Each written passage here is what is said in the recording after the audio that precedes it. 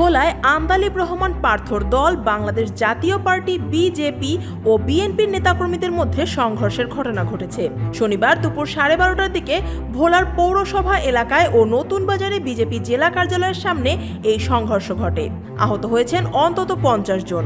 এর আগে পার্থর বিরুদ্ধে 2 দিনব্যাপী ঝাড়ু মিছিল করে স্থানীয় বিএনপি।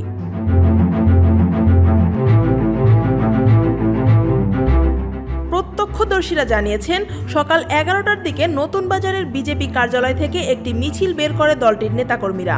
মিছিলটি সদর রোড ও চকবাজার ঘুরে কার্যালয়ে গিয়ে সমাবেশে মিলিত হয়। এর কিছুক্ষণ পর দুপুর 12:30টার দিকে বিএনপি তাদের মিছিল নিয়ে বের হয় মহাজনপট্টি কার্যালয় থেকে। বিএনপির মিছিল বাংলা স্কুল মোড়ে পৌঁছালে 2 দলের মধ্যে ধাওয়া পাল্টা ধাওয়া ও ইট পাটকেল নিক্ষেপ শুরু হয়। এ সময় ককটেল বিস্ফোরণের ঘটনাও ঘটে।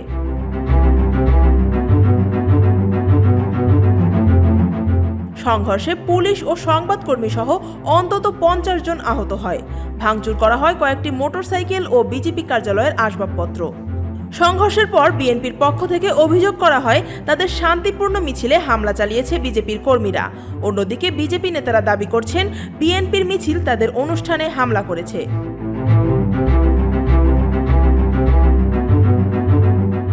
ভোলা সদর থানার ওসি জানান, অনুমোদিত পথের বাইরে গিয়ে বিএনপির মিছিল নতুন বাজারের দিকে এগিয়ে যায়, যার জেরেই সংঘর্ষের সূত্রপাত হয়।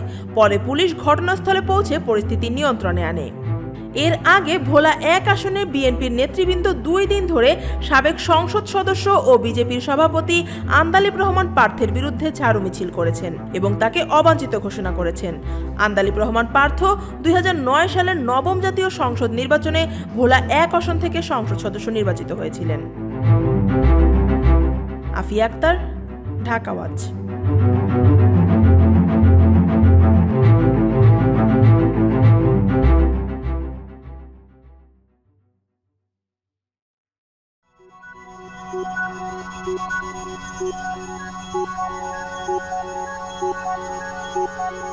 Thank you.